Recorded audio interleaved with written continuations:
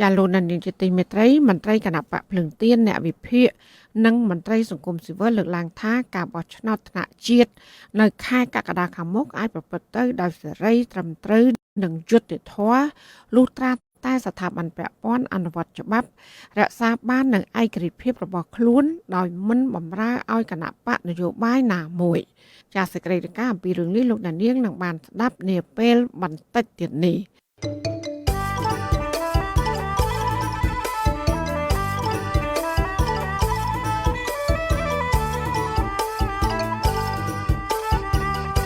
ចាលោកដានៀងជាទីមេត្រីពាក់ព័ន្ធនឹងមន្ត្រីគណៈបកភ្លើងទៀននៅឯខេត្តបាត់ដំបងឯនោះវិញអធិការនគរបាលស្រុករុក្ខគិរីបានកោះហៅមន្ត្រីបកប្រឆាំងម្នាក់ចូលខ្លួនបំភ្លឺករណីបង្ហោះដ្រូនដែលបានថតកាលពីនៅរដូវឃោសនាបោះឆ្នោតក្រុមប្រឹក្សាគុំសង្កាត់កាលពីឆ្នាំ2022កន្លងមកនេះមន្ត្រីសង្គមស៊ីវិលយល់ឃើញថានគរបាលយុត្តិធម៌គួរតែធ្វើការដោយឯករាជ្យនិងពិនិត្យបណ្ដឹងជាក់លាក់ជាមុនសិនមុនចេញលិខិតក៏ហៅបរិវត្តទៅសាកសួរចាលោកយ៉ងច័ន្ទរារាយការណ៍ព័ត៌មាននេះមន្ត្រីគណៈបកភ្លើងទៀនរិះគន់សមត្ថកិច្ចស្រុករុក្ខគិរីថាអនុវត្តការងារដោយលំអៀងទៅគណៈបកកណ្ដាលអំណាចមន្ត្រីគណៈបកភ្លើងទៀនស្រុករុក្ខគិរីលោកលឹមរស្មីប្រាប់វិទ្យុអាស៊ីសេរីនៅថ្ងៃទី10មករាថាអាជ្ញាធរបានចេញលិខិតកោះហៅលោកដើម្បីសាកសួរពាក់ព័ន្ធទៅនឹងការបង្ហោះដ្រូនកាលពីរដូវកាលឃោសនាបោះឆ្នោតក្រុមប្រឹក្សាឃុំសង្កាត់កន្លងទៅលោកថាសប្តាហ៍ថ្ងៃនេះលោកគឺជាក្រុមការងារគណៈបកភ្លើងទៀនស្រុករុក្ខគិរីហើយការងារដោយឡែកមួយទៀតលោកគឺជាអ្នកដឹកនាំគ្រឹះបរិស័ទរៀបចំពិធីសាសនាផ្សេងលោកបន្តថាលោកនិងប្រជាពលរដ្ឋតែងតែជួបជុំគ្នាពិភាក្សាពាក់ព័ន្ធទៅនឹងរឿងសាសនាដោយពុំបានផ្សព្វផ្សាយនយោបាយទៅកាន់ប្រជាពលរដ្ឋនៅអំឡុងពេលចូលរួមពិធីសាសនានោះឡើយលោកចាត់ទុកការកោះហៅរបស់សមាជិកនេះថាជាចេតនានយោបាយដើម្បីគំរាមកំហែងរដ្ឋបិទសិទ្ធិសេរីភាពដោយសារតែលោកមានប្រជាប្រិយភាពនិងទទួលបានការគោរពស្រឡាញ់ពីប្រជាពលរដ្ឋច្រើនលោកលឹមរស្មីបញ្ជាក់ថាកន្លងទៅមន្ត្រីគណៈបកកណ្ដាលអំណាចតែងតែអូសទាញលោកឲ្យចុះចូលក៏ប៉ុន្តែលោកមិនព្រមហើយក៏បង្កើតរឿងដើម្បីឲ្យលោកភ័យខ្លាច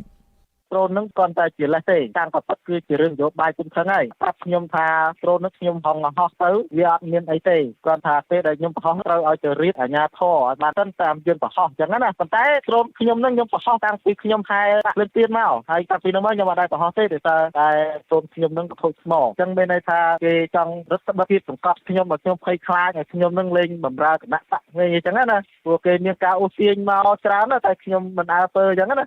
ក្រោយបញ្ចប់ការសាកសួរអាជ្ញាធរបានឲ្យលោកលឹមរស្មីធ្វើកិច្ចសន្យានិងត្រឡប់ទៅលំនៅឋានវិញឆ្លើយតបរឿងនេះអធិការរងទទួលបន្ទុកផ្នែកព្រហ្មទណ្ឌស្រុករុក្ខគិរីលោកទូចវិនប្រាប់វិទ្យុអាស៊ីសេរីថាការកោះហៅសាកសួរលោកលឹមរស្មីនេះគឺដោយសារតែខាងឃុំព្រែកជីកប្តឹងថាលោកលឹមរស្មីបង្ហោះដ្រូនដោយគ្មានច្បាប់អនុញ្ញាតពីអាជ្ញាធរកាលពីជាង6ខែមុនលោកថាការសាកសួរគ្មានបញ្ហាអ្វីធំដុំនោះឡើយដោយគ្រាន់តែលោកអប់រំណែនាំនិងប្រាប់ថាប្រសិនបើបង្ហោះដ្រូនត្រូវសុំការអនុញ្ញាតពីអាជ្ញាធរជាមុនសិនអត់មានបញ្ហាអីបងគាត់មកហៅគាត់មកសាកសួររឿងគាត់ប្រហោះដ្រូនរបស់អីហ្នឹងគាត់ប្រហោះហ្នឹងវាយូរហើយដល់នៅតែមានបណ្ដឹងមកតាមភូមិគេរាយការណ៍មកមិនមែនបណ្ដឹងគេរាយការណ៍ថាមានប្រហោះដ្រូនអត់មានអីប្រាប់គាត់ប្រាប់អីចឹងណាប៉ុន្តែអត់មានអីទេគាត់តែខ្ញុំហៅមកហ្នឹងប្រាប់គាត់ថ្ងៃក្រោយបើគាត់ប្រហោះអីទៅឲ្យគាត់ប្រាប់អាជ្ញាធរវាដឹងរហូតមកដល់ពេលនេះកម្ពុជាមិនទាន់មានច្បាប់គ្រប់គ្រងការបង្ហោះដ្រូននៅឡើយទេក៏ប៉ុន្តែអាជ្ញាធរបានហាមប្រើឧបករណ៍នេះនៅរាជធានីភ្នំពេញនិងនៅទីតាំងជាក់លាក់មួយចំនួនទៀតដូចជាប្រលានយន្តហោះព្រះបរមរាជវាំងតំបន់យោធានិងនៅតំបន់អង្គរជាដើមក្រសួងមហាផ្ទៃកំពុងរៀបចំសេចក្តីព្រាងច្បាប់ស្តីពីអាកាសយានគ្មានមនុស្សបើកឬហៅថា drone នេះដោយមានចំនួន8ជំពូកនិង35មាត្រាជុំវិញរឿងនេះអ្នកសម្របសម្រួលផ្នែកឃ្លាំមើលការរំលោភសិទ្ធិមនុស្សនៃអង្គការលីកាដូប្រចាំនៅខេត្តបាត់ដំបងលោកអិនគង្ជិតមានប្រសាសន៍ថាមន្ត្រីនគរបាលយុតិធធគួរតែត្រួតពិនិត្យនិងស្រាវជ្រាវឲ្យបានច្បាស់លាស់ជាមុនសិនមុននឹងឈានទៅដល់ការសាកសួរដើម្បីកុំឲ្យប៉ះពាល់ទៅដល់ពេលវេលានិងការងារប្រចាំថ្ងៃរបស់ពលរដ្ឋ មន្ត្រីនគរបាលត្រូវទទួលបណ្ដឹងជាក់លាក់សិនហើយត្រូវពិនិត្យមើលបណ្ដឹងហ្នឹងវាមានផុសតាងវាមានព័ត៌មានច្បាស់ហើយនៅហើយត្រួតពិនិត្យមើលថាតើវាពាក់ព័ន្ធនឹងច្បាប់ណាមាត្រាណាប៉ះពាល់ទៅលើផ្នែកអីអញ្ចឹងបានគាត់អាចចេញលិខិតនឹងបានមិនចេះតែទទួលព័ត៌មានមិនបះការហើយធ្វើការងារស្រាវជ្រាវអញ្ចឹងវានាំឲ្យខាតពេលវេលារបស់មន្ត្រីនគរបាលផងប៉ះពាល់ទៅដល់ពេលវេលាប្រកបមុខរបររបស់ប្រជាពលរដ្ឋផងកន្លងទៅសកម្មជនគណបកប្រឆាំងជាច្រើនតែងតែលើកឡើងថាអាជ្ញាធរបកកណ្ដាលអំណាចបានអូសទាញពួកគេឲ្យចោះចូលនយោបាយហើយជាមួយគ្នានេះពួកគេក៏រងការគៀបសង្កត់បំផិតបំភ័យឬពេលខ្លះឈានដល់ការប្រើហិង្សាផងក៏មានម្យ៉ាងវិញទៀតភាគច្រើននៃបទល្មើសដែលកើតឡើងលើសកម្មជនបកប្រឆាំងអាជ្ញាធរមិនទាន់រកឃើញជនល្មើសនៅឡើយទេមន្ត្រីគណៈបកភ្លើងទៀននិងមន្ត្រីសង្គមស៊ីវិលយល់ថា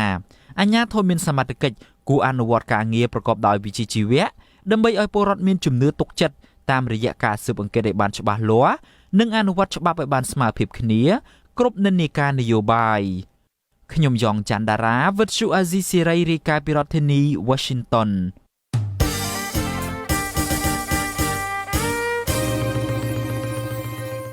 ចាលោកដានៀងជាទីមេត្រីការបោះឆ្នោតជ្រើសតាំងតំណាងរាស្ត្រនឹងប្រព្រឹត្តទៅនៅថ្ងៃទី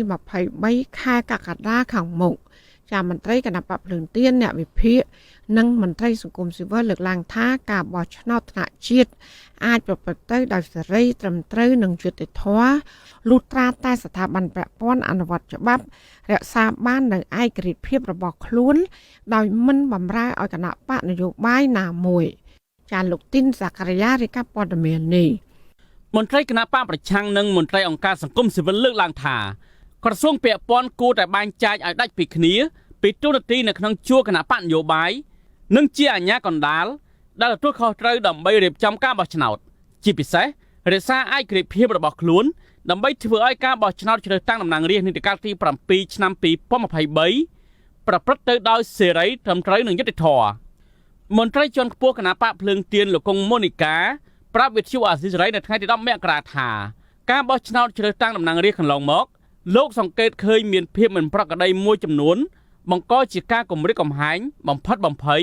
ឬទិញទឹកចិត្តបេក្ខជននិងម្ចាស់ឆ្នោតដែលបណ្ដាលឲ្យការបោះឆ្នោតប្រព្រឹត្តទៅគ្មានភាពត្រឹមត្រូវសេរីនិងយុត្តិធម៌លោកបន្តថាបញ្ហាទាំងនោះអាចកែប្រែបានលុះត្រាតែស្ថាប័នឯករាជ្យដែលពាក់ព័ន្ធជាពិសេសគណៈកម្មាធិការជាតិរៀបចំការបោះឆ្នោតនិងក្រសួងមហាផ្ទៃចូលរួមអនុវត្តច្បាប់ដោយឃ្លាំមើលតាមដានមន្ត្រីថ្នាក់ក្រោមនិងការពារសុវត្ថិភាពដល់ជនគ្រប់រូបដោយមិនប្រកាន់និន្នាការនយោបាយខ្ញុំយល់ថាជាចាំបាច់ណាស់ដែលត្រូវឆ្លុះបញ្ចាំងអំពីបទពិសោធន៍ដែលមិនល្អហ្នឹងហើយធ្វើការកែលម្អក៏ប៉ុន្តែខ្ញុំហាក់បីដូចជាមិនសូវជាមានសុទ្ធិនិយមថាអាជ្ញាធរពាក់ព័ន្ធទាំងកោជបក៏ដោយតែយល់ថាមន្ត្រីរបស់ខ្លួនមិនបានអនុវត្តត្រឹមត្រូវតាមច្បាប់នីតិវិធីឬក៏សួរមកផ្ទៃដែលមានអាជ្ញាធរនៅតាមមូលដ្ឋានហ្នឹងធ្វើការបំពានលើសពីសមត្ថកិច្ចរបស់ខ្លួនអីចឹងយើងខ្ញុំដូចជាមិនមានសុទ្ធិនិយមថាពួកគេនឹងធ្វើការកែប្រែទេបាទការលើកឡើងបែបនេះនៅក្រៅពេលរដ្ឋមន្ត្រីក្រសួងមហាផ្ទៃលោកសខេងកាលពីថ្ងៃទី9មករាបានបដិញ្ញាចិត្តនៅចំពោះមុខឯកអគ្គរដ្ឋទូតអូស្ត្រាលីលោកប៉ាប្លូកាងថានឹងធានាឲ្យបាននូវសន្តិសុខសម្រាប់ការបោះឆ្នោតនាពេលខាងមុខដោយគ្មានអំពើហិង្សានិងប្រព្រឹត្តទៅដោយសេរីដែលមានការសហការជាមួយគ្រប់ភាគីពាក់ព័ន្ធជាពិសេសគណៈកម្មាធិការជាតិរៀបចំការបោះឆ្នោតកោជបរដ្ឋាភិបាលបានកំណត់យកថ្ងៃអាទិត្យទី23ខែកក្កដាជាកាលបរិច្ឆេទការបោះឆ្នោតជ្រើសតាំងតំណាងរាស្ត្រនីតិកាលទី7ឆ្នាំ2023តែទៅនឹងបញ្ហានេះនិវិភាននយោបាយលោកកឹមសុខយល់ឃើញថា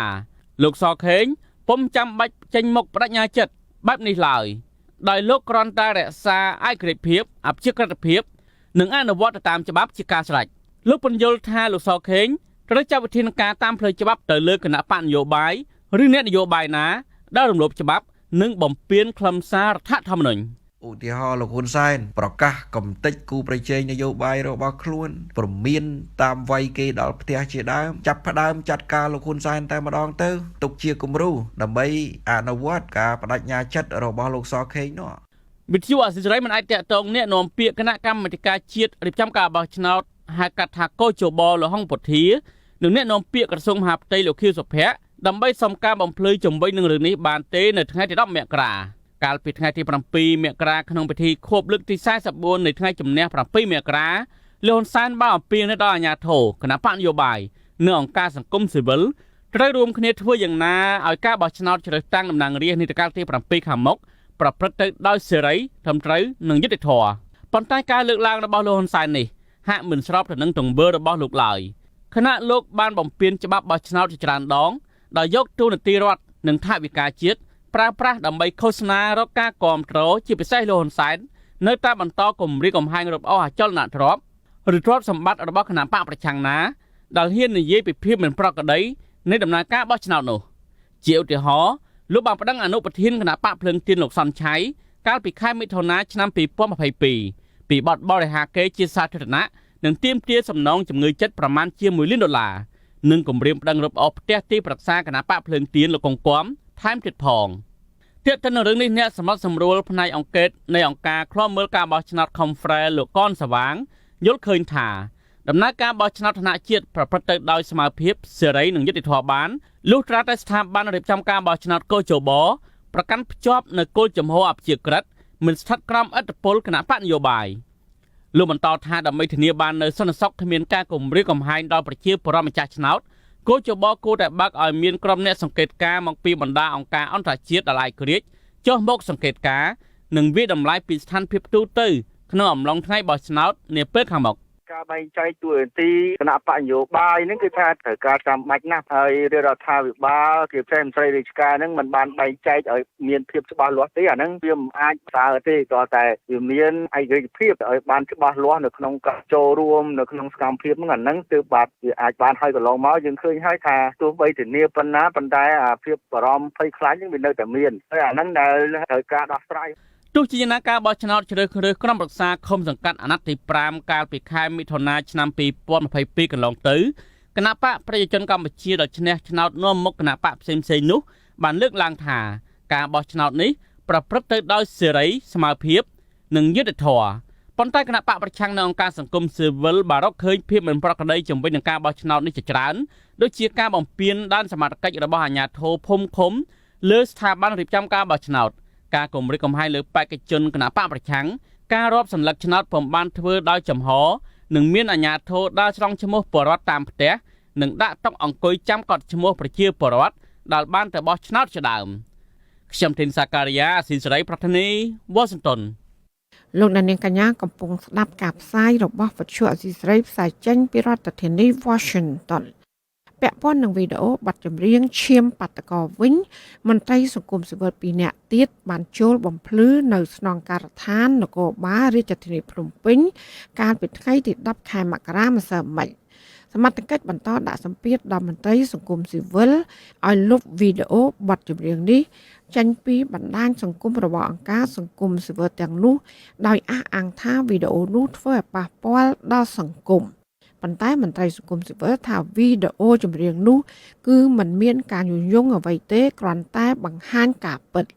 ចាសសេចក្តីរាយការណ៍ពីស្ដាមពីរឿងនេះលោកនាងនឹងបានស្ដាប់នាពេលបន្តិចទៀតនេះចាសលោកនាងកញ្ញាកំពុងស្ដាប់ការផ្សាយរបស់វិទ្យុអសីសេរីផ្សាយចេញពីរដ្ឋធានី Washington ជាដំណើរគ្នានឹងស្ដាប់ការផ្សាយរបស់វិទ្យុអសីសេរីតាមបណ្ដាញសង្គម Facebook និង YouTube លោកនាងកញ្ញាក៏អាចស្ដាប់ការផ្សាយរបស់វិទ្យុអសីសេរីតាមរយៈរលកធាតុអាកាសខ្លីឬ Short Wave តាមកម្រិតនិងកម្ពស់ដូចតទៅចាប់ពីព្រឹកចាប់ពីម៉ោង 5 កន្លះដល់ម៉ោង 6 កន្លះតាមរយៈប៉ុស SW 9.39 MHz ស្មើនឹងកម្ពស់ 32 ម៉ែត្រនិងប៉ុស SW 11.85 MHz ស្មើនឹងកម្ពស់ 25 ម៉ែត្រ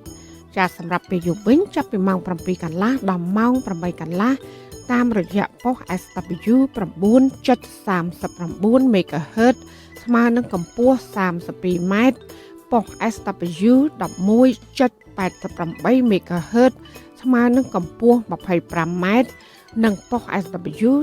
15.15 MHz ស្មើនឹងកម្ពស់20ម៉ែត្រចាសសូមអរគុណ លោកនានីជាទីមេត្រីក្រុមមេដឹកនាំមកពីបណ្ដាប្រទេសក្នុងតំបន់មេគង្គអំពាវនាវឲ្យមានដំណោះស្រាយថ្មីៗប្រកបដោយការច្នៃប្រឌិតដើម្បីឆ្លើយតបទៅនឹងបញ្ហាប្រឈមនានាដែលតំបន់មេគង្គកំពុងជួបប្រទះការអំពាវនាវនេះធ្វើឡើងនៅក្នុងកិច្ចប្រជុំប្រចាំឆ្នាំរបស់គណៈកម្មការទន្លេមេគង្គ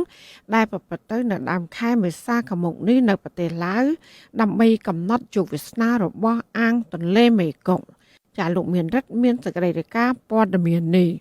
កិច្ចប្រជុំកំពូលលើកទី4និងសន្និសីទអន្តរជាតិរបស់គណៈកម្មការទន្លេមេគង្គហៅកាត់ថា MRC នេះនឹងប្រព្រឹត្តទៅចាប់ពីថ្ងៃទី2ដល់ថ្ងៃទី5ខែមេសានៅទីក្រុងវៀងច័ន្ទនៃប្រទេសឡាវក្រុមមេដឹកនាំមកពីប្រទេសចំនួន4នៅក្នុងក្របខ័ណ្ឌតំបន់ MRC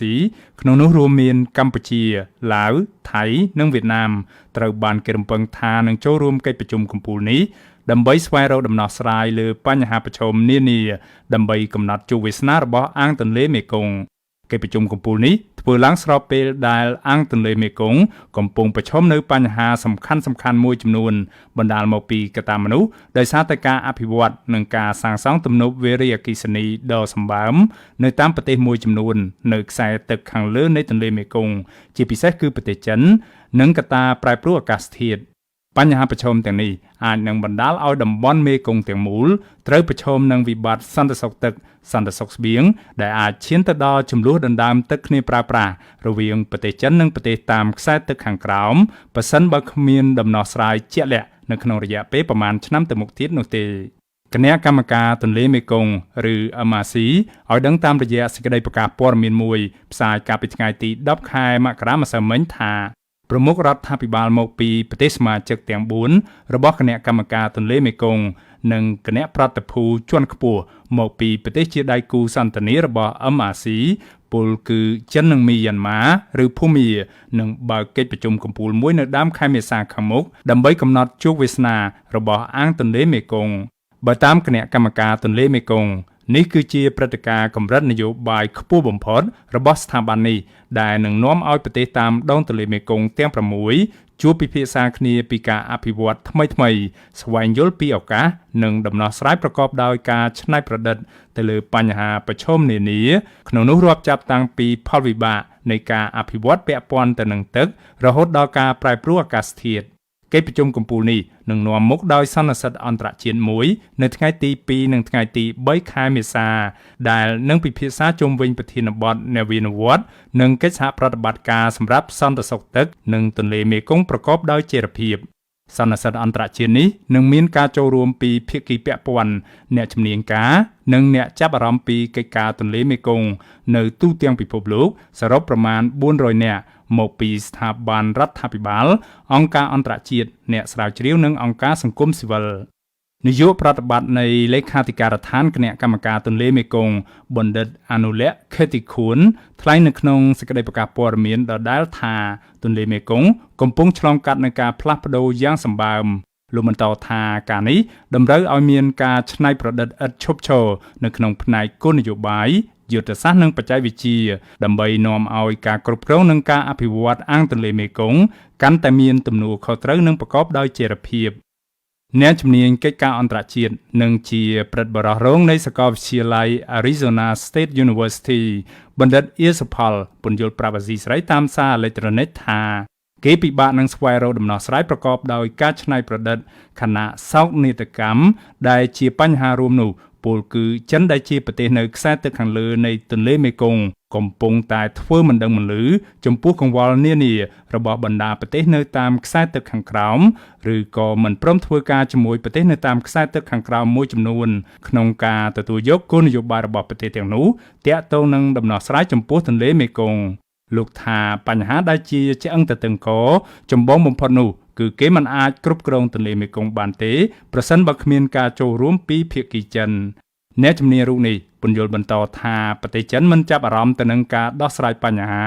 ដោយគណៈកម្មការទន្លេមេគង្គនេះទេព្រោះថាការធ្វើបែបនេះគឺជាការធ្វើឲ្យចំនួនឬភាពខ្វែងគំនិតគ្នានៅក្នុងតំបន់មេគង្គคล้ายជាលក្ខណៈអន្តរជាតិដែលផ្ទុយទៅនឹងការចង់បានរបស់ភាគីចិនគឺដោះស្រាយវិបត្តិទន្លេមេគង្គជាមួយប្រទេសនីមួយៗដាច់ពីគ្នា លោកថាបញ្ហានៅក្នុងតំបន់ទន្លេមេគង្គគឺមិនខុសគ្នាប្រមាណឡើយពីបញ្ហាចំនួននៅតំបន់សមុទ្រចិនខាងត្បូងលើកលែងទៅថាភាគីទាមទារនៅក្នុងតំបន់ MRC គឺរួមមានគ្រប់ប្រទេសទាំងអស់ដែលនៅជាប់នឹងទន្លេនេះកិច្ចប្រជុំកំពូលនេះគឺជាលើកទី4ហើយដែលត្រូវបានរៀបចំឡើងដោយគណៈកម្មការទន្លេមេគង្គកិច្ចប្រជុំកំពូលលើកទី1ធ្វើឡើងនៅប្រទេសថៃកាលពីឆ្នាំ2010នៅវៀតណាមឆ្នាំ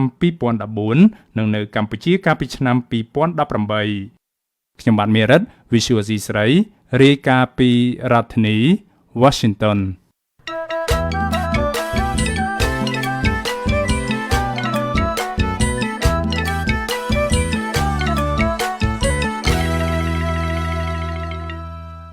ចាលោកនាយកជាទីមេត្រីក្រុមគឧតកោនៃក្រុមហ៊ុនបនលបែងកាស៊ីណូ Naga World ប្រមាណ50នាក់កាលពីព្រឹកថ្ងៃទី10ខែមករាម្សិលមិញ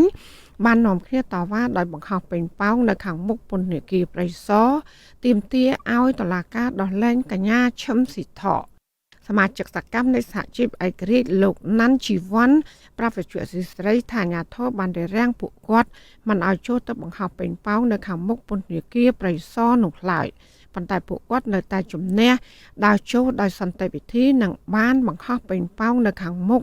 មណ្ឌលអប់រំកែប្រែម៉ូពីព្រោះពួកគាត់យល់ឃើញថានេះមិនមែនជារឿងខុសច្បាប់នោះឡើយគឺពួកខ្ញុំបោះទៅប៉ោហ្នឹងគឺដូចជាមានប៉ះពាល់អីទៅដល់ផ្លូវសាធារណៈនិងប៉ះពាល់ទៅដល់ខាងពន្ធនាគារទេប៉ុន្តែបែរជាពួកគាត់ហាមឃាត់អញ្ចឹងបានន័យថាផ្ទុកនៅក្នុងការបញ្ចេញមតិរបស់ពលរដ្ឋនៅក្នុងប្រទេសកម្ពុជាហ្នឹងឥឡូវនេះសូម្បីតែយើងធ្វើការបញ្ចេញមតិមានការហាមឃាត់របៀបថាដូចជាវាស់ដីឲ្យពួកយើងដើរពួកយើងមិនមែនជាអក្រិតជនទេពួកយើងគឺជាអ្នកដែលរងគ្រោះប៉ុន្តែបែរជាមានការគំរាមកំហែងមានការបិទទឹកសេរីភាពរបស់ពួកយើងតែមិនសេរីភាពក្នុងការបញ្ចេញមតិសេរីភាពក្នុងការតបគឺត្រូវបានបិទទឹកពីសំណាក់អាជ្ញាធរជុំវិញរឿងនេះមន្ត្រីជាន់ខ្ពស់សមាគមសិទ្ធិមនុស្សអាត់ហុកលោកជីសុកសានមានប្រសាសន៍ថាការគម្រាមកំហែងគឧតកោមិនឲ្យបង្ហោះពេញប៉ោងនេះគឺជាការបំបិទសិទ្ធិសេរីភាពក្នុងការបញ្ចេញមតិលោកថាដោយសារតែកម្ពុជាមិនបានបើកលំហសិទ្ធិសេរីភាពនេះហើយទើបនារយៈពេលប្រមាណឆ្នាំចុងក្រោយនេះត្រូវបានសហភាពអឺរ៉ុបកាត់ប្រព័ន្ធអនុគ្រោះពន្ធ EBA និងត្រូវបានប្រទេសជាច្រើនថ្កោលទោសកម្ពុជាថាកំពុងឈានទៅរកបែបលទ្ធិផ្ដាច់ការមានន័យថាការបញ្ចេញមតិការលើកបដាការទាមទារការបង្ខំពេញប៉ោងទាំងអស់នេះអាជ្ញាធរបើចាត់ទុកថាខ្លួននៅក្នុងរបបប្រជាធិបតេយ្យមានន័យថាការពារពួកគាត់ឲ្យពួកគាត់មានឱកាសក្នុងការបានប្រទេសអានឹងស្របច្បាប់ហើយតែបើសិនជាអាជ្ញាធរគាត់នៅតែរឹតបន្តឹងមានន័យថាប្រទេសហ្នឹងមិនទាន់ឈានទៅរកប្រជាធិបតេយ្យពិតប្រាកដទេបាទលោកក៏បានថ្នើសុំទៅរដ្ឋាភិបាលនិងអាជ្ញាធរដែនដីឲ្យបើកលំហសិទ្ធិនិងទម្លាក់បទចោទលើពួកកម្មករទាំងនោះកញ្ញាឈឹមស៊ីថោត្រូវបានអាជ្ញាធរក្រុងភ្នំពេញចាប់ខ្លួននិងបញ្ជូនទៅពន្ធនាគារព្រៃសរបន្ទាប់ពីកញ្ញាបានវិលត្រឡប់ពីការចូលរួមកិច្ចប្រជុំនៅប្រទេសអូស្ត្រាលីកាលពីថ្ងៃទី26ខែវិច្ឆិកាឆ្នាំ2022ក្រុមគឧតកោថាពួកគាត់នឹងបន្តការទាមទារសិទ្ធិសេរីភាពនិងទាមទារឲ្យថៅកែក្រុមហ៊ុនកាស៊ីណូ Naga World ដោះស្រាយវិវាទការងារដ៏រ៉ាំរ៉ៃនេះដែលបានអូសបន្លាយរយៈពេលជាង1ឆ្នាំមកហើយ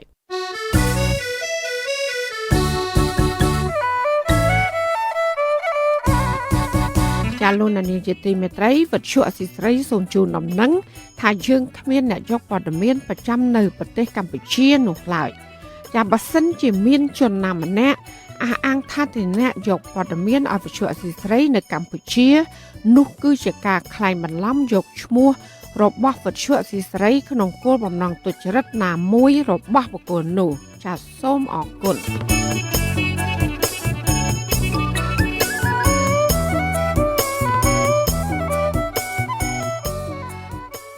ចាលោកដានីលជាទីមេត្រីប្រជាសហគមន៍នៅខេត្តកំពង់ស្ពឺឯនោះវិញ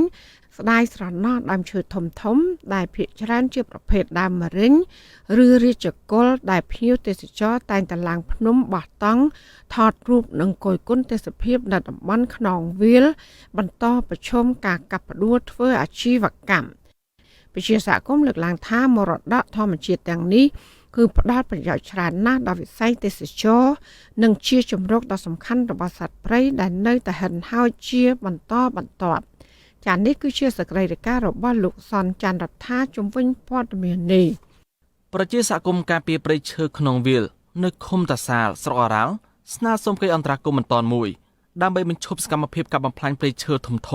តាមបណ្ដោយចង្កេះភ្នំក្នុងវាលភ្នំធំនិងក្នុងក្រពើរមៀលចុះក្រោមដោយប្រើកម្លាំងមនុស្សច្រើនអ្នកនៅរទេសគោអ្នកភូមិថាដើមឈើតំបន់នោះភាគច្រើនដើមរិញឬរីកុលឈើទាលកុកីនិងផ្ចឹកជាដើមមកកាត់ប្រាំទឹកឡើងទៅដុះតាមចន្លងភ្នំខ្ពង់រាបក្នុងភ្នំចង្កេះភ្នំហើយឈើខ្លះទៀតដុះតាមជម្រាលភ្នំដែលពិបាកនឹងកាប់រលំអូសចុះក្រោមក៏ប៉ុន្តែពេលនេះក្រុមជលមើមានមធ្យោបាយអាផ្ដួលឈើទៅនេះទាញចុះក្រោមបានដោយងាយប្រជាសហគមន៍ការពារព្រៃឈើក្នុងវាលលោកស្រីខុនណៃប្រាវិជ្ជាស៊ីសេរីថ្ងៃទី10ខែមករាថាបច្ចុប្បន្នអ្នកកាប់ឈើច្រាំងក្រុមបន្តបោះតង់ក្នុងព្រៃដោយមានរណាយន្តរទេះគោនិងខ្សែពួរជាមធ្យោបាយកាប់បំផ្លាញព្រៃឈើធ្វើជីវកម្មរាជឆ្មាំអភិរក្សរបស់ក្រសួងបរិស្ថានមិនបានបង្ក្រាបសកម្មភាពកាប់បំផ្លាញព្រៃឈើទៅនេះទេលោកស្រីបញ្ជាក់ថាក្រុមអាឈើភេជ្ជច្រើនមកពីខេត្តកំពតមានជំនាញទាញឈើពីលើភ្នំចុះក្រោមដោយប្រើរទេះគោយ៉ាងហោចណាស់5នឹមក្នុងមួយថ្ងៃដើម្បីអូសឈើចុះក្រោមដោយមានគោយន្តចាំដឹកជញ្ជូនបន្តចេញក្រៅកាត់ទៅរែងឡើងទៅដល់លេងចង់ទៅដល់លេងទីចតដល់លេងនោះបាត់ហ្នឹងព្រៃកាត់រងកាត់ខ្លាំងហុកខ្លាំងហ្មងមានជន់ត្រយខ្លាំងអាខ្លាំងប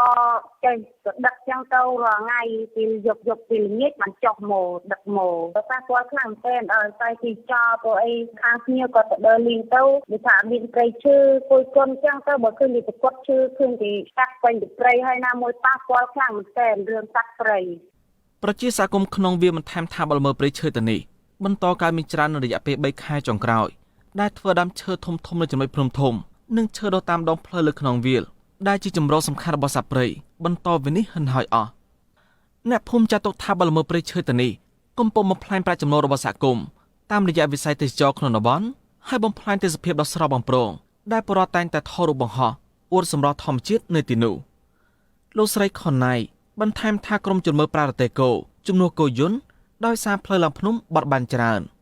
ចំណែកឆ្មាំអភិរក្សរបស់ក្រសួងបរិស្ថានយូឃើញចលនាព្រៃម្ដងម្កាលដោយមិនបានទប់ស្កាត់បលល្មើសព្រៃឈើទៅនេះទេ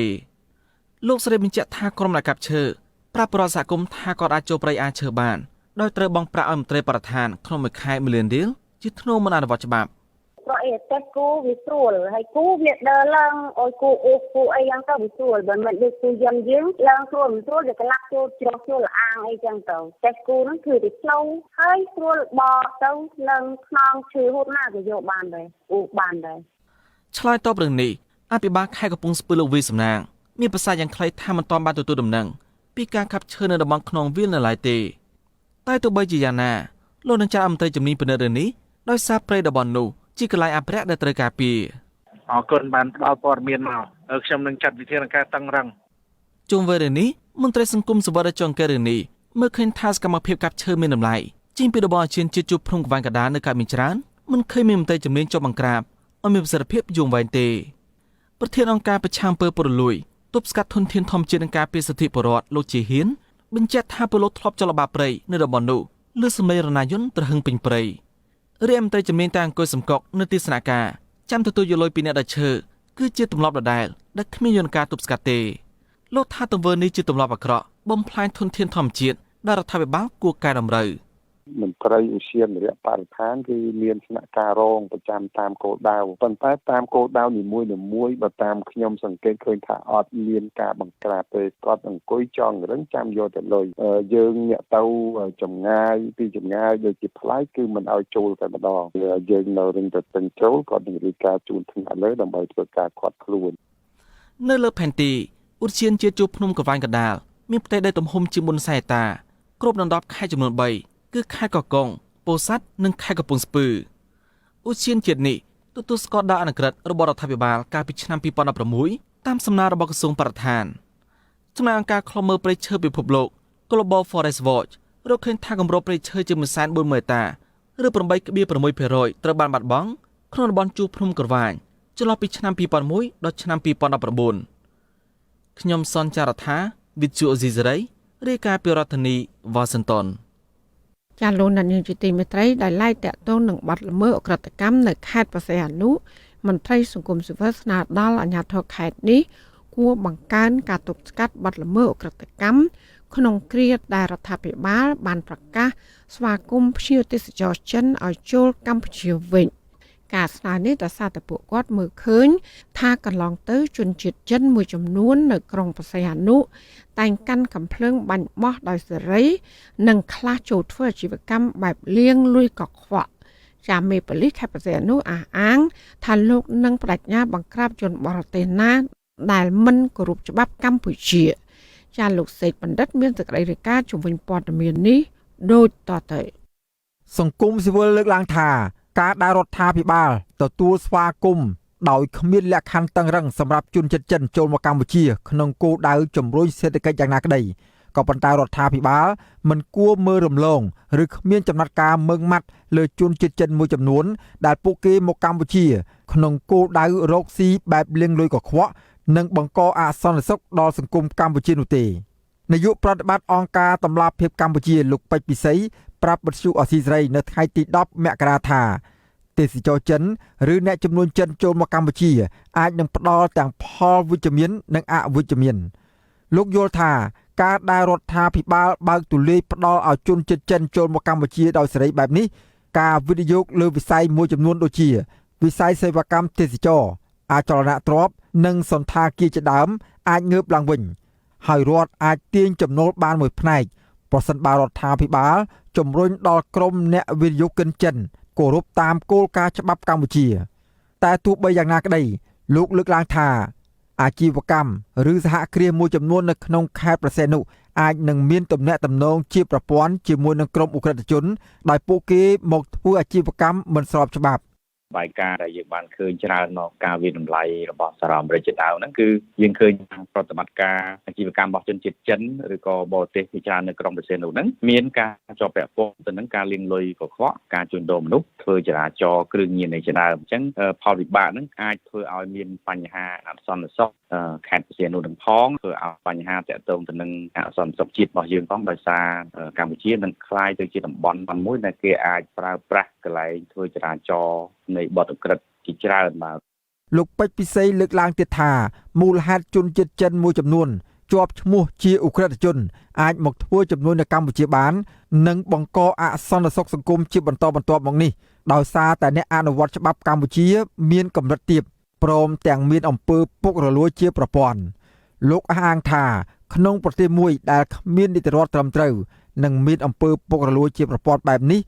នឹងបង្កលក្ខណៈងាយស្រួលសម្រាប់ក្រុមអ ுக ្រិតជនឲ្យរួចទោសពីសំណាញ់ច្បាប់យ៉ាងមានប្រសិទ្ធភាពរបាយការណ៍រដ្ឋបាលខេត្តប្រសេនុបង្ហាញថាចាប់ពីឆ្នាំ2008ទុនវិនិយោគតំបន់សេដ្ឋកិច្ចពិសេសខេត្តប្រសេនុនិងសហគ្រាសចូលមកធ្វើអាជីវកម្មសរុបប្រមាណជាង$1000 លានដោយឡែកកាលពីឆ្នាំ2021ទំហំទឹកប្រាក់នាំចេញនិងនាំចូលនៃការវិនិយោគសរុបមានចំនួនជាង$2000 លានទោះបីយ៉ាងណាក្រុមហ៊ុនអាគារសហគ្រាសមួយចំនួននៅក្នុងខេត្តនេះគេមើលឃើញថាគឺជាកន្លែងនៃក្រុមអ ுக ្រិតជនសម្រាប់បង្ខាំងមនុស្សនិងជួញដូរមនុស្សរបាយការណ៍ស្ដីពីការជួញដូរមនុស្សឆ្នាំ2022របស់ក្រសួងការបរទេសសហរដ្ឋអាមេរិកចេញផ្សាយកាលពីខែកក្កដាបានទម្លាក់ចំណាត់ថ្នាក់កម្ពុជាមកកម្រិតទី3ដែលមានន័យថាស្ថានភាពនៃអំពើជួញដូរមនុស្សនៅកម្ពុជាមានលក្ខណៈអាក្រក់បំផុតនិងពុំធ្លាប់មានចាប់តាំងពីឆ្នាំ2015មកសហរដ្ឋអាមេរិករកឃើញថាកម្ពុជាដើរថយក្រោយក្នុងការលុបបំបាត់ការជួញដូរមនុស្សនេះដោយសារតែមានអំពើពុករលួយជាប្រព័ន្ធដែលបានរារាំងដល់ការអនុវត្តច្បាប់លើក្រុមអ ுக ្រិតជនដែលប្រព្រឹត្តនៅអំពើជួញដូរមនុស្សតាក់ទងនឹងរឿងនេះស្នងការនគរបាលខេត្តប្រសេនុលោកជួននរិនប្រាប់វិទ្យុអស៊ីសេរីថាគិតត្រឹមពាក់កណ្ដាលខែមករានេះទេសចរចិនឬអ្នកចំនួនចិនមិនទាន់ត្រឡប់មកក្រុងប្រសេនុនៅឡើយទេលោកអះអាងថាសមត្ថកិច្ចនឹងបង្ក្រាបដោយគ្មានការលើកលែងឡើយចំពោះជនបរទេសណាដែលល្មើសច្បាប់កម្ពុជានិងតែងតែបង្កអសន្តិសុខនៅក្នុងខេត្តប្រសេនុគណៈជាការឯកភាពរដ្ឋបាលផ្លាខេត្តក្នុងនាមស្នងការក្បាលខេត្តប្រសេនុជាយន្តការរបស់អធិការដែលអ្វីដែលធ្វើគឺយើងត្រូវគិតអំពីច្បាប់អ្វីដែលច្បាប់មានចែងគឺយើងអនុវត្តទៅតាមគោលការណ៍គឺយើងអនុវត្តទៅតាមវិធានការជំនាញសិក្សាតែម្ដងមិនសំដៅទៅលើជនជាតិណាជនជាតិចិនឬមួយជនជាតិអឺរ៉ុបឬមួយអាស៊ីទេតាក់ទងនឹងករណីនេះដែរអ្នកសម្របសម្រួលសមាគមការពារសិទ្ធិមនុស្សអាត6 ប្រចាំខេត្តប្រសេនុអ្នកស្រីជាបសុធារីមានប្រសាសន៍ថា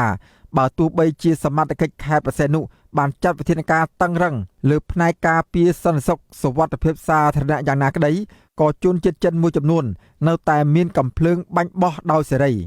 ក្រៅពីនេះអ្នកស្រីយល់ឃើញថាបើជនជាតិចិនត្រឡប់មកបើកអាជីវកម្មរបស់ពួកគេក្នុងក្រុងប្រសេនុឡើងវិញវាអាចផ្ដល់ឲ្យប្រជាពលរដ្ឋប្រកបមុខរបរសេដ្ឋកិច្ចក្រៅប្រព័ន្ធបានល្អប្រសើរជាងមុនជាពិសេសអាជ្ញាធរខេត្តស្រង់ការនគរបាលខេត្តលោកប្រកាសមានរៀបចំផែនការយុទ្ធសាស្ត្រដើម្បីទប់ស្កាត់បញ្ហាទាំងអស់ហ្នឹងកុំឲ្យកើតមានឡើងវិញព្រោះនៅពេលដែលកើតមានកន្លងមកឆ្នាំ2022នេះវាប៉ះពាល់ទៅដល់មុខមាត់កិត្តិយសយើងខ្លាំងណាស់រដ្ឋាភិបាលលោកហ៊ុនសែនប្រកាសទទួលស្វាគមន៍មិត្តដៃថៃចិនឲ្យចូលមកកម្ពុជាដោយគ្មានការរឹតបន្តឹងលក្ខខណ្ឌអ្វីឡើយដោយលោកហ៊ុនសែនយល់ឃើញថាជនជាតិចិនចូលមកនេះក្នុងគោលដៅជួយជំរុញសេដ្ឋកិច្ចជាតិមិនតែប៉ុណ្ណោះក្រសួងទេសចរថែមទាំងលើកទឹកចិត្តដល់ជនជាតិចិនឲ្យចាយវាយប្រាក់យ័ន្តលើទឹកដីខ្មែរនៅតំបន់មួយចំនួនថែមទៀតផងក្រសួងរំពឹងថាក្នុងឆ្នាំ2023នេះកម្ពុជានឹងទទួលបានភ្ញៀវទេសចរចិនពី30,000ទៅ50,000នាក់អ្នកស្រីជាបសុធារីយល់ឃើញថាចំពោះយុទ្ធសាស្ត្ររបស់រដ្ឋាភិបាលក្នុងការតាក់ទាញទេសចរចិនឲ្យចូលមកកម្ពុជាតាមរយៈផ្ដល់ឲ្យពួកគេចាយប្រាក់យ័ន្តនោះគឺជាផ្នែកមួយបង្កការលំបាកដល់ប្រជាពលរដ្ឋខ្មែរដោយសារពលរដ្ឋខ្មែរភាគច្រើនមិនទាន់បានយល់ច្បាស់អំពីការចាយវាយប្រាក់យ័ន្តរបស់ចិននោះនៅឡើយខ្ញុំបាទសេកបណ្ឌិតវិទ្យុអាស៊ីសេរីពីរដ្ឋធានីវ៉ាស៊ីនតោន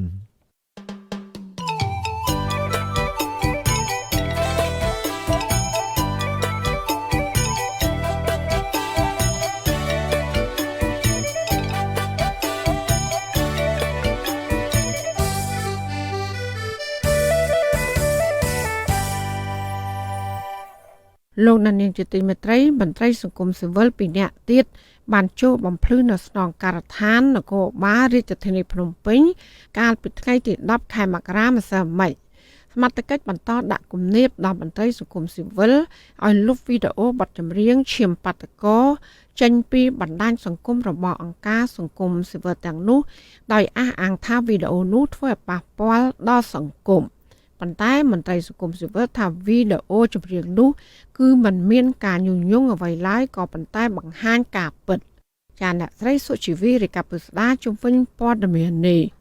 មន្ត្រីសង្គមស៊ីវិលយល់ព្រមធ្វើតាមសំណើរបស់សមត្ថកិច្ចដែលស្នើឲ្យលុបវីដេអូចម្រៀងឈាមបាតកោចេញពីបណ្ដាញសង្គមអង្គការរបស់ពួកគេប៉ុន្តែនៅតែប្រកាន់ជំហរថាពួកគេពុំមានចេតនាបង្ហោះវីដេអូនោះធ្វើឲ្យប៉ះពាល់សង្គមដោយការចោទប្រកាន់របស់អាជ្ញាធរទេការសម្រេចនេះបន្ទាប់ពីមន្ត្រីអង្គការសង្គមស៊ីវិល2នាក់ទៀតបានចូលទៅបំភ្លឺនៅស្នងការដ្ឋាននគរបាលរាជធានីភ្នំពេញក្នុងនោះរួមមាននាយកប្រតិបត្តិមជ្ឈមណ្ឌលសម្ព័ន្ធភាពការងារនិងសិទ្ធិមនុស្សហៅកាត់ថាសង្ត្រាល់លោកមឿនដុល្លារនិងប្រធានសមាគមប្រជាធិបតេយ្យឯករាជ្យនៃសេដ្ឋកិច្ចក្រៅប្រព័ន្ធលោកវុនពៅប្រធានអង្គការសង្ត្រាល់លោកមឿនដុល្លារឲ្យអ្នកសារព័ត៌មានដឹងនៅព្រឹកថ្ងៃទី10ខែមករាថាលោកបានប្រាប់សមត្ថកិច្ចពីគោលបំណងរបស់អង្គការសង្ត្រាល់ក្នុងការបង្ហោះនេះគឺដើម្បីប្រពខួបនៃការបង្ក្រាបបាតុករការស្នើសុំឲ្យមានការស៊ើបអង្កេតករណីបង្ហូរឈាមក្នុងការបង្ក្រាបដោយហិង្សាកាលពីថ្ងៃទី2និងថ្ងៃទី3ខែមករាឆ្នាំ2014និងបញ្ឈប់ការដោះស្រាយបញ្ហាដោយប្រើអំពើហិង្សាលោកអះអាងថាក្រុមអង្គការសង្គមស៊ីវិលគ្មានចេតនាបង្ហោះវីដេអូនេះធ្វើឲ្យប៉ះពាល់សង្គមដោយការចោទប្រកាន់របស់ក្រសួងវប្បធម៌និងវិចិត្រសិល្បៈនោះទេលោកមឿនដុល្លារប្រាប់ទៀតថាទោះមានការពន្យល់យ៉ាងណាក្តីក៏សមត្ថកិច្ចនៅតែស្នើសុំទៅលោកឲ្យលុបវីដេអូនេះចេញពីទំព័រ Facebook របស់អង្គការសង្ត្រាល់ដដែលខ្ញុំបានជូនទៅខាងស្នងការដែរថាយើងនឹងខ្ញុំនឹងរាយការណ៍ជូនគណៈគ្រប់គ្រងស្ថាប័នស្នើក៏ដូចជាយើងធ្វើអ្វីដូចដៃគូរបស់យើងធ្វើអញ្ចឹងដូចជាលីកាដូគាត់សម្រេចអញ្ចឹងព្រោះបើសិនជាអាជ្ញាធរលោកយល់ថាអាហ្នឹងវាគិតថាមិនសមហើយគាត់សុំឲ្យយើងដកចេញយើងចារណាឬការដកចេញចំណែកប្រធានសមាគមប្រជាធិបតេយ្យឯករាជ្យនៃសេដ្ឋកិច្ចក្រៅប្រព័ន្ធលោកវ៉ុនពៅឲ្យដឹងក្រោយពីចេញពីបំភ្លឺនៅស្នងការដ្ឋាននគរបាលរាជធានីភ្នំពេញនៅរសៀលថ្ងៃទី10ខែមករាថាសមត្ថកិច្ចក៏បានស្នើទៅលោកឲ្យលុបវីដេអូចម្រៀងឈាមបាតុករចេញពីទំព័រ Facebook ផ្ទះសាមគ្គីដែរលោកវុនពៅបន្តថា ភាគីខាងលោកយល់ព្រមលុបវីដេអូនោះទៅតាមការទាមទាររបស់សមត្ថកិច្ចយើងរស់នៅក្នុងបរិបទបែបនេះគឺវាបែបហ្នឹងឯងបាទអាហ្នឹងខ្ញុំសូមបញ្ជាក់ប៉ុណ្ណឹងបាទហើយយើងអ្នកធ្វើការសង្គមគឺសេចក្តីសុខក្នុងការបញ្ចេញមតិសេចក្តីសុខក្នុងការបង្ហាញពីឆន្ទៈផ្ទាល់ខ្លួនអាហ្នឹងសូមបញ្ជាក់អញ្ចឹងដោយសារយើងមិនចង់មានបញ្ហាអីតទៅទៀតយើងក៏សម្រេចឲ្យក្រុមការងារយើងទៅជែកមួយក្រុមការងារដើម្បីពិចារណាក្នុងការលុបចេញពីគេហទំព័ររបស់យើងនៅក្រៅរបងស្នងការនគរបាលរាជធានីភ្នំពេញក៏មានការចូលរួមឃ្លាំមើលពីអង្គការសង្គមស៊ីវិលមានដូចជាបណ្ដាញយុវជនកម្ពុជាសមាគមធៀងថ្នោតអង្គការសង្ត្រាល់និងក្រុមអ្នកសារព័ត៌មានប្រមាណ30នាក់ក្នុងនោះប៉ូលីសឯកសណ្ឋានផងនិងស៊ីវិលផងបានមកថតរូបមន្ត្រីសង្គមស៊ីវិលនិងក្រុមយុវជននិងអ្នកសារព័ត៌មានដែលរងចាំឃ្លាំមើលផងដែរស្នងការនគរបាលរាជធានីភ្នំពេញបានកោះហៅមន្ត្រីអង្គការសង្គមស៊ីវិល4រូបឲ្យចូលទៅបំភ្លឺនៅការិយាល័យប្រឆាំងបទល្មើសបច្ចេកវិទ្យានៃស្នងការដ្ឋាននគរបាលរាជធានីភ្នំពេញតាក់ទងនឹងការផ្សព្វផ្សាយបទចម្រៀងឈាមបាតុករដែលច្រៀងដោយយុវជនគៀសគុណវីដេអូនេះមានរយៈពេលជាង4នាទី